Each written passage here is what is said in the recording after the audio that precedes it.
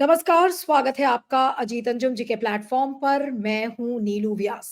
अगर बीजेपी से शिष्टाचार की उम्मीद की जाए, तो शायद ये उम्मीद कुछ ज़्यादा है।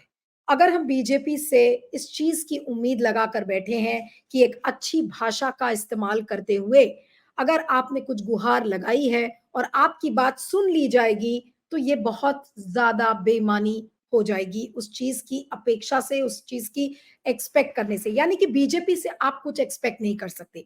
अभी आपने हाल में देखा था कि किस तरीके से राहुल गांधी के खिलाफ जहरीले बयान या तो बीजेपी के सांसद या तो बीजेपी के घटक दलों के नेताओं ने दिया। किसी ने कहा कि हम उनकी जीभ काट लेंगे, किसी ने कहा कि हम उनकी जीभ जला देंगे, किसी ने ये तक कह डाला कि भाई संभल जाओ राहुल गांधी, वरना तुम्हारा वही हश्र होगा जो तुम्हारी दादी का हुआ था। इस तरीके के जहरीले बयानों को लेकर कांग्रेस के अध्यक्ष मल्लिकार्जुन खड़गे ने एक चिट्ठी लिखी।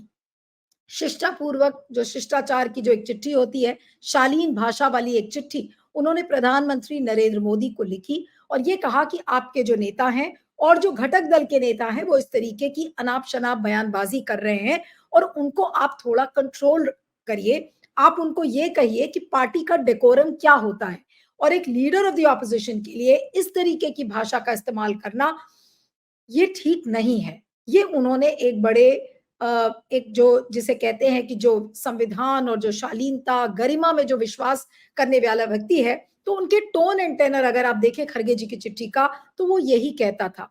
लेकिन उस चिट्ठी का जवाब प्रधानमंत्री नरेंद्र मोदी को लगा कि देने की ज़रूरत ही नहीं है, क्योंकि प्रधानमंत्री ने जेपी नड्डा को अपना पोस्ट ऑफिस बना लिया है। क्योंकि कोई भी चिट्ठी प्रधानमंत्री को लिखी जाती है, आप याद करिए चुनाव आयोग का जो मॉडल कोड ऑफ कंडक्ट का जो वायलेशन था, उस मामले ने भी नड्डा जी ने ही चिट्ठी लिखी थी और इसी तरह से खरगे जी की चिट्ठी का जवाब भी जेपी नड्डा ने दिया। और जो जेपी नड्डा के चिट्ठी की जो भाषा थी, मैं उस चिट्ठी की डिटेल्स आपको बाद में बताऊंगी, लेकिन जिस भाषा का इस्तेमाल जेपी नड्डा ने किया था, उस भाषा को देखकर कोई भी व्यक्ति गुस्से से लाल लाल हो सकता था, क्योंकि वो इतनी गंदी, इतनी भद्दी भाषा में लिखी हुई चिट्ठी थी कि वो आपको सोचने के लिए मजबूर कर देता कि इस तरीके से क्यों अपमान किया गया मल्लिकार्जुन खड़गे का, इस तरीके से अपमान क्यों किया गया कांग्रेस का। एक सिंपल सी बात मल्लिकार्जुन खड़गे ने उस चिट्ठी में प्रधानमंत्री को लिखी थी कि भाई आप अपने नेताओं को कंट्रोल कर लीजिए, ये ठीक नहीं है, लीडर ऑफ द ऑपोजिशन की जान को खतरा है। यही सब बातें उन्होंने लिखी थी और उन्होंने कहा, उन्होंने ये भी लिखा था कि भाई इनके फैमिली के लोग यानी कि राजीव गांधी, इंदिरा गांधी, इन सबकी मौत इसी तरीके के माहौल में हुई थी। तो जब वो चुनाव में जा रहे हैं तो उनकी जान को खतरा हो सकता है। बजाय इस इश्यू को एड्रेस करने के जेपी नड्डा ने एक जहरीली चिट्ठी लिखी और उस चिट्ठी में वो पूरे कांग्रेस को उन्होंने घेर लिया। उस चिट्ठी के डिटेल्स मैं आपको बताऊंगी, लेकिन जिस तरीके की भाषा का उन्होंने इस्तेमाल किया था, तो आज प्रियंका गांधी ने, जो कि राहुल गांधी की बहन है, उन्होंने आज मोदी जी को घेरा है। उनका एक ट्वीट पढ़िए, उससे आपको लगेगा कि पूरी कांग्रेस अब इसको किस तरीके से ले रही है। राहुल गांधी के ऊपर तो लगातार अटैक्स हो रहे हैं। राहुल गांधी आज करनाल के एक गांव में एक व्यक्ति थे अमित सिंह, जिससे वो मिले थे अमेरिका में, और उसी के बेटे से सुबह आज वो मिलने जुलने 5 बजे पहुंच गए सुबह सुबह उसके गांव में। और उस गांव में जाकर उन्होंने बातचीत की, उस परिवार को उन्होंने सांत्वना दी, ये भी कहा कि अगर आपको कोई फाइनेंशियल असिस्टेंस चाहिए तो वो भी मैं दूंगा। तो एक तरफ राहुल गांधी इस तरीके का प्यार, इस तरीके के सौहार्द का जो माहौल है वो बनाने की कोशिश कर रहे हैं, और दूसरी तरफ बीजेपी के नेता उनकी जीभ काटते हैं, उनकी जीभ जलाते हैं, उनको गोली मारने की बातें करते हैं। तो ये कहाँ तक जायज है? तो आज जाहिर सी बात है कि जिस तरीके से आज आग बबूला होकर प्रियंका गांधी ने ये जो ट्वीट किया है, ये वाकई में कांग्रेस को दर्शाता है कि कांग्रेस किस हद तक नाराज है और इस इशू को लेकर कांग्रेस किसी भी हद तक जा सकती है। अब ये देखिए प्रियंका गांधी का ये ट्वीट है, मैं आपको दिखाती हूँ जो आपकी स्क्रीन पर है। कुछ एक भाजपा नेताओं और मंत्रियों की अनर्गल और हिंसक बयानबाजी के मद्देनजर लोकसभा में विपक्ष के नेता राहुल गांधी के जीवन की सुरक्षा के लिए चिंतित होकर कांग्रेस अध्यक्ष और राज्यसभा में विपक्ष के नेता श्री मल्लिकार्जुन खड़गे जी ने प्रधानमंत्री जी को एक पत्र लिखा। प्रधानमंत्री जी की आस्था और लोकतांत्रिक मूल्यों, बराबरी के संवाद और बुजुर्गों के सम्मान में होती तो इस पत्र का जवाब वो खुद देते। इस लाइन को बड़ी गौर से देखिएगा और बहुत इंपॉर्टेंट लाइन है जो प्रियंका गांधी ने लिखी है और ये लाइन ऐसी है कि भिगो-भिगो कर मोदी जी की असलियत को बेनकाब करने वाली लाइन है। यानी कि मोदी जी को लोकतांत्रिक मूल्यों में आस्था नहीं है, बराबरी का संवाद मोदी जी को नहीं करना आता, यानी कि उनकी पार्टी को नहीं करना आता, बुजुर्गों के प्रति उनको सम्मान करना नहीं आता और अगर ये सारी चीजें आती तो मल्लिकार्जुन खड़गे के पत्र का जवाब नड्डा जी नहीं बल्कि मोदी जी देते। इस बात को उन्होंने रेखांकित किया है। उसके बाद मैं पढ़ती हूँ उनका ट्वीट। इसकी बजाय उन्होंने नड्डा जी की ओर से एक हीनतर और आक्रामक किस्म का जवाब लिखवा कर भिजवा दिया। 82 बरस के एक वरिष्ठ जननेता का निरादर करने की आखिर क्या जरूरत थी? लोकतंत्र की परंपरा और संस्कृति प्रश्न पूछने और संवाद करने की होती है। धर्म में भी गरिमा और शिष्टाचार जैसे मूल्यों से ऊपर कोई नहीं होता। आज की राजनीति में बहुत जहर घुल चुका है। प्रधानमंत्री जी को अपने पद की गरिमा रखते हुए सचमुच एक अलग मिसाल रखनी चाहिए थी। अपने एक वरिष्ठ सहकर्मी राजनेता के पत्र का आदर पूर्वक जवाब देते तो जनता की नजर में उनकी छवि और गरिमा बढ़ती। यह अफसोस की बात है कि सरकार के ऊंचे से ऊंचे पदों पर आसीन हमारे नेताओं ने इन महान परंपराओं को नकार दिया है। तो किस तरीके से उन्होंने मोदी जी की कलई को खोल कर रख दिया है प्रियंका गांधी ने कि उनको न लोकतांत्रिक मूल्यों में आस्था है, ना वो बुजुर्गों से बात करना जानते हैं, ना संवाद में विश्वास करते हैं और जो लोकतांत्रिक परंपरा और संस्कृति प्रश्न पूछने की जो एक पैटर्न होता है, संवाद करने की बात, ये सारी चीजें धर्म से ऊपर हैं। प्रियंका गांधी ये बताने की कोशिश कर रही है कि भाई अगर आप धर्म की राजनीति भी करते हैं तो भी ये सब चीजें धर्म से ऊपर हैं और बहुत फंडामेंटल चीजें हैं जो कि न मोदी जी को आती हैं और न मोदी जी के पार्टी के बाकी नेताओं को आती हैं। तो भिगो भिगो कर आज उन्होंने एक तरीके से जवाब देने की कोशिश की है मोदी जी को और मोदी जी को बेनकाब भी किया है कि मोदी जी की यही असलियत है। और जो वो लिखती हैं कि आज की राजनीति में बहुत जहर घुल चुका है। प्रधानमंत्री जी को अपने पद की गरिमा रखते हुए सचमुच एक अलग मिसाल रखनी चाहिए थी, यानी कि प्रधानमंत्री को अपने पद की गरिमा के बारे में भी वो नहीं जानते और अगर उस गरिमा का ख्याल रखते तो वो फिर आज अलग ही लीग के नेता होते। और जहर घुल चुका है जो उन्होंने लाइन यूज की है वो वाकई में एक तरीके से कॉन्ट्रास्ट करता है कि जहरीली राजनीति जो एक तरफ मोदी जी के पार्टी के लोग, मोदी जी के घटक दल के लोग करते हैं, उसी की बिल्कुल उल्टा राजनीति इस समय राहुल गांधी कर रहे हैं। यही बताने की कोशिश उन्होंने अपने ट्वीट में की है। और लास्ट लाइन में कि ये अफसोस की बात है कि सरकार के ऊंचे से ऊंचे पदों पर आसीन हमारे नेताओं ने इन महान परंपराओं को नकार दिया है। यानी कि अब ये जो पूरी लड़ाई है ये केवल राहुल बनाम मोदी या फिर कांग्रेस बनाम बीजेपी की रही नहीं गई। ठीक है, राहुल के ऊपर उल्टे सीधे बयान दिए गए हैं और वो भी कैसे ट्रोल आर्मी ने उन राहुल गांधी के कुछ बयानों को तोड़ मरोड़ दिया और उसी पर गंदी राजनीति पर बीजेपी उतर आई। बीजेपी के तमाम नेता नजर आए करते हुए, जिसको लेकर अजय माकन ने अभी 3 दिन पहले एफआईआर भी दर्ज की दिल्ली के तुगलक रोड पुलिस स्टेशन में। लेकिन यहाँ पर नड्डा जी की जो चिट्ठी है वहां अब उस पर बात करनी बहुत जरूरी है क्योंकि जब इस तरीके की बात कही जाती है तो वाकई में लोग ये पूछते हैं कि आखिर नड्डा जी ने उस चिट्ठी में क्या लिखा था। नड्डा जी की चिट्ठी में न गरिमा थी, न शिष्टाचार था, न उनको इस चीज का ख्याल था कि भाई ये चिट्ठी मल्लिकार्जुन खड़गे ने प्रधानमंत्री को दी है तो हम इसको एक जनरलाइज तरीके से कैसे लिखें। अब ये इनकी चिट्ठी इसलिए इतनी ऑब्जेक्शनेबल है और यहाँ पर इस चिट्ठी की बात करनी भी जरूरी है क्योंकि उन्होंने अपनी चिट्ठी में लिखा कि कांग्रेस के राष्ट्रीय अध्यक्ष की बातें सच से दूर हैं। अब सच से दूर हैं यानी कि नड्डा जी ये बताने की कोशिश कर रहे हैं कि उनके जो तमाम घटक दल के लोग हैं और बीजेपी के सांसद जैसे अनिल बोंडे ने कहा कि उनकी जीप को जला देना चाहिए, तो क्या नड्डा जी ये बताने की कोशिश कर रहे हैं कि उनके किसी नेताओं ने कुछ गलत बात नहीं कही, वो सब सच है? राहुल गांधी ने पीएम मोदी को लेकर आपत्तिजनक बातें कही। जेपी नड्डा ने कहा कि सोनिया गांधी ने भी पीएम मोदी को मौत का सौदागर कहा था। सुनते जाइएगा एक एक एलिगेशन वो किस तरीके से लगाते हैं। इसीलिए मैं पढ़ रही हूं उस चिट्ठी की लाइन। उन्होंने लिखा कि पीएम मोदी ने सोनिया गांधी ने पीएम मोदी को मौत का सौदागर कहा था। उन्होंने निशाना साधते हुए फिर लिखा कि राहुल गांधी को महिमा मंडित करना अब खरगे जी की मजबूरी बन गया है। नड्डा ने लगभग 3 पन्नों का ये लेटर लिखा है और ये सिर्फ यहाँ पे खत्म नहीं होता, इसमें और भी चीज़ें हैं, देखते जाइएगा।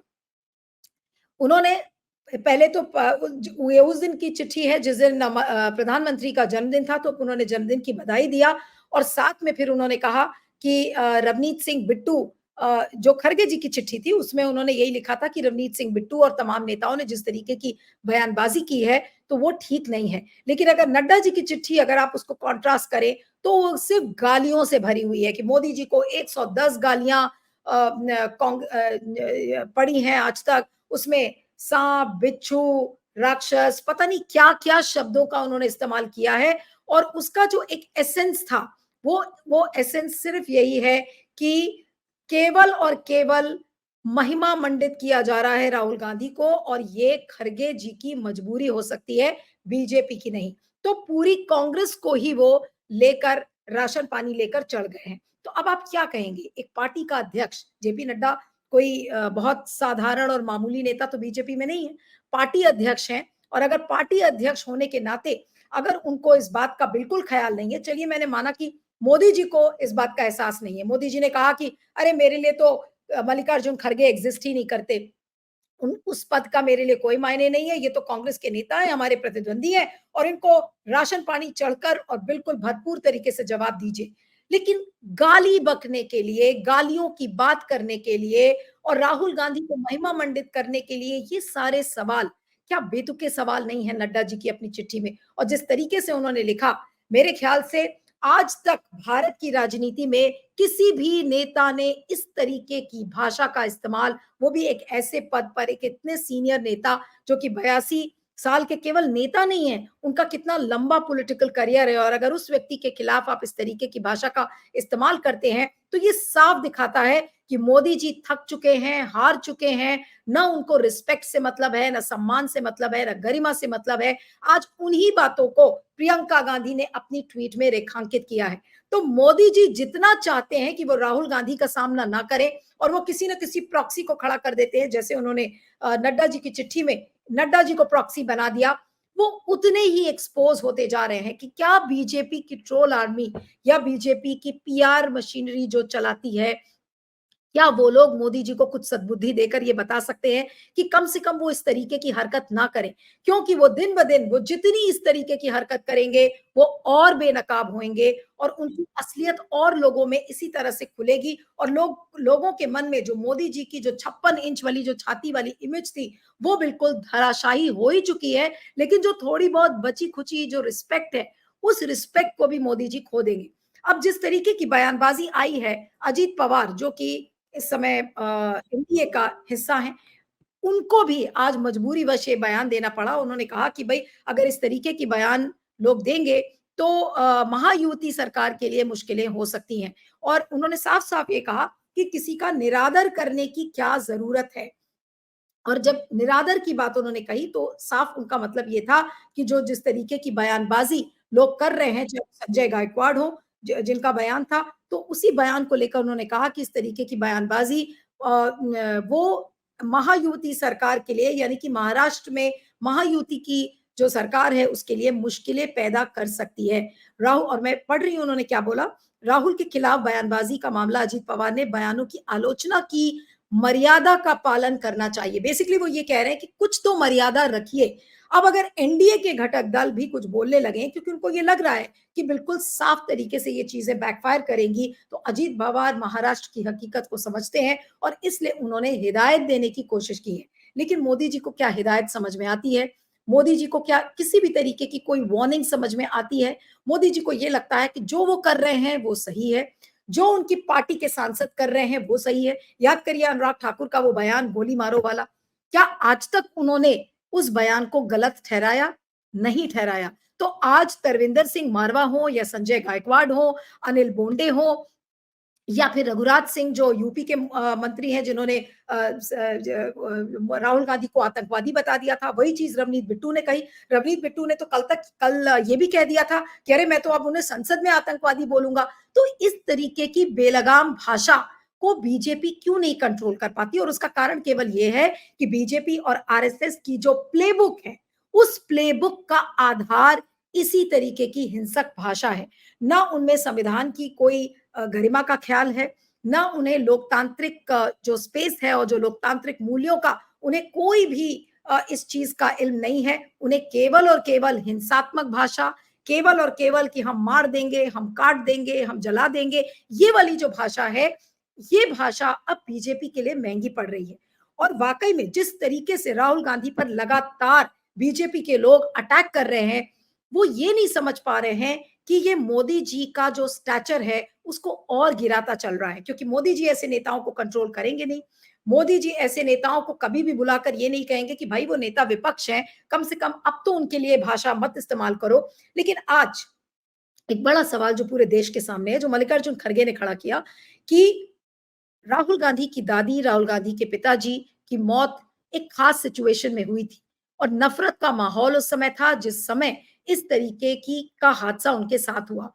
और उसी तरीके का माहौल राहुल गांधी के लिए बनाया जा रहा है अगर बीजेपी द्वारा। और अगर आज राहुल गांधी की जान को कुछ हो जाता है, तो आज उसके लिए कौन जिम्मेदार होगा? क्या मोदी जी इसकी जिम्मेदारी लेंगे? क्या जेपी नड्डा इसकी जिम्मेदारी लेंगे? आज ये एक बड़ा प्रश्न पूरे देश के सामने है। और आज जो प्रियंका गांधी का जो ट्वीट है, वो प्रियंका गांधी का ट्वीट इन्हीं बातों को रेखांकित करता है कि ये जो नफरत का माहौल बार-बार लगातार केवल और केवल क्योंकि राहुल गांधी से इतनी इनसिक्योरिटी हो चुकी है, राहुल गांधी के जो राइजिंग स्टैचर है, उससे इनसिक्योरिटी हो चुकी है, राहुल को पहले ही पप्पू बनाने में कोई कसर नहीं छोड़ी, तो अब ये बात मोदी जी से और उनकी पार्टी से बर्दाश्त नहीं हो रही है कि वो लीडर ऑफ द ऑपोजिशन के रूप में एक सफल नेता क्यों नजर आ रहे हैं। तो ये सारी चीजें मिलाकर अगर आप देखें तो ये जो जहरीले बयान राहुल गांधी के लिए आए हैं, ये सारी उन फीलिंग्स का एक क्यूमुलेटिव इम्पैक्ट है। ये इसी की वजह से हो रहा है क्योंकि पूरी बीजेपी, प्रधानमंत्री मोदी खुद बहुत इनसिक्योर हो चुके हैं राहुल गांधी को लेकर और उनको लगता है कि अब कोई और तरीका नहीं है, इसी तरीके का ज़हरीला बयान दो, समाज में नफ़रत फैलाओ और कभी न कभी तो किसी न किसी तरीके से कोई राहुल गांधी को निपटा ही सकता है। बिल्कुल उसी तरीके का बयानबाज़ी हो रही है और उस बयानबाज़ी को पर लगाम लगाने के लिए कोई भी कोशिश नहीं की जा रही है। ये एक बड़ी चिंता का विषय है और आज प्रियंका गांधी अब तो राहुल गांधी का सामना मोदी जी नहीं कर पा रहे हैं और आज प्रियंका गांधी की ट्वीट का जवाब मोदी जी कैसे देंगे, अब ये देखना होगा। खड़गे जी की चिट्ठी का जवाब तो एक ज़हरीला पत्र जो नड्डा जी ने लिखा और उसमें तमाम गालियों का उन्होंने उल्लेख कर दिया। अब कुछ-कुछ एग्ज़ाम्पल्स आपको बताती हूँ कि उन्होंने किस-किस तरीके की भाषा का उन्होंने इस्तेमाल किया है, कि सारी उन्होंने गालियाँ गिना डाली कि जो गालियाँ मोदी जी को पड़ी हैं, कि मोदी जी को कांग्रेस के नेताओं ने गाली दी, राहुल गांधी ने गाली दिया, उन्होंने ओबीसी कम्युनिटी को गाली दिया, तो फिर ये क्या बात है? ये तो बहुत छोटे-मोटे बयान हैं। नड्डा जी के कहने का मतलब यही था। और उन्होंने सबको याद दिलाया कि देखिए मोदी जी को चूहा कहा गया, रावण कहा गया, भस्मासुर कहा गया, नालायक कहा गया। ये तमाम उन्होंने अपनी जो पत्र में इतनी सारी लाइनों में उतनी व्याख्या उन्होंने कर दी। क्या नड्डा जी 4 लाइन उस पत्र में इस बात को लेकर नहीं लिख सकते थे कि भई मैं पार्टी अध्यक्ष हूँ, मोदी जी को समय नहीं है। मैं उन नेताओं को बुलाकर समझाऊँगा कि कम से कम आप राजनीति करिए, लेकिन इस तरीके की भाषा का आप इस्तेमाल क्यों कर रहे हैं? और आप हिंसा फैलाने वाली सिचुएशनें क्यों समाज में खड़ी कर रहे हैं? क्या नड्डा जी के लिए कहना बहुत मुश्किल था? मुझे लगता है कि नड्डा जी के लिए कहना वाक़ई में बहुत मुश्किल था, क्योंकि जिस तरीके से और लास्ट में जो उन्होंने लिखा है, उसको पढ़ने लायक है। खड़गे जी कांग्रेस पार्टी राहुल गांधी पर किस बात का गर्व करती है? इसलिए कि वे पाकिस्तान परस्त भारत विरोधी लोगों के साथ गलबैया करते हैं या इसलिए कि वह आतंकियों के समर्थन वाले कार्यक्रम में जाकर खड़े हो जाते हैं। इसलिए कि वे देश को तोड़ने वाली ताकतों के समर्थन मांगते हैं या इसलिए कि वो विदेशी ताकतों से देश के लोकतंत्र में हस्तक्षेप की मांग करते हैं। अब ये भाषा एक पार्टी अध्यक्ष की तो नहीं हो सकती। ऐसा लग रहा है कि नड्डा जी के उस चिट्ठी को बीजेपी की ट्रोल आर्मी ने डिक्टेट करा था और ट्रोल आर्मी द्वारा डिक्टेट किया हुआ लेटर सीधे उन्होंने खड़गे जी को भेज दिया, बिना सोचे समझे कि ये मोदी जी के लिए किस तरीके से बैकफायर कर सकता है। तो आज कुल मिलाकर छोटी-सी बात है कि राहुल गांधी के खिलाफ इस तरीके के ज़हरीले बयान देने के बाद बीजेपी के नेताओं को, घटक दल के नेताओं को ये नहीं समझ में आ रहा है कि वो मोदी जी का नुकसान करने के लिए अब आतुर है। क्या इन लोगों के अंदर एक कॉन्स्पिरेसी चल रही है कि मोदी जी को निपटाया जाए, मोदी जी की छवि को बिल्कुल ज़ीरो कर दिया जाए? मुझे तो अब ये लग रहा है कि राहुल पर अटैक करते-करते ये एक पैरेलल कार्यक्रम बीजेपी के अंदर शुरू हो गया है कि आप राहुल पर तो अटैक करते ही रहिए, लेकिन साथ में मोदी जी की छवि को बिल्कुल क्षीण कर डालिए, ताकि मोदी जी सिर उठाने लायक ना बचे और मोदी जी मुँह दिखाने लायक ही ना बचे। अब आज मोदी जी की छवि को जिस तरीके से धक्का पहुँचा है और इन सारी चीज़ों पर, क्योंकि लगातार लोग सवाल बीजेपी से नहीं, मोदी जी से लगातार सवाल करेंगे कि भाई आप ये ऐसा क्यों होने दे रहे हैं? तो क्या मोदी जी के पास इन चीज़ों का कोई जवाब है? कोई जवाब नहीं है। इसलिए मैं ये बात कह रही हूँ कि राहुल गांधी पर तो जो अटैक बीजेपी कर रही है, वो कर रही है, लेकिन बीजेपी के अंदर से मोदी जी को पूरी तरह से राजनीतिक रूप से ज़ीरो बनाने की कोशिश यही बीजेपी के नेता तरविंदर सिंह मारवा, संजय गायकवाड़, रविंदर सिंह बिट्टू जैसे लोग मोदी जी को ज़ीरो बनाने की कोशिश कर रहे हैं। इस वीडियो पर आपके फीडबैक का मुझे इंतज़ार रहेगा। बने रहिएगा मेरे साथ अजीत अंजुम जी के प्लेटफ़ॉर्म पर। Thank you.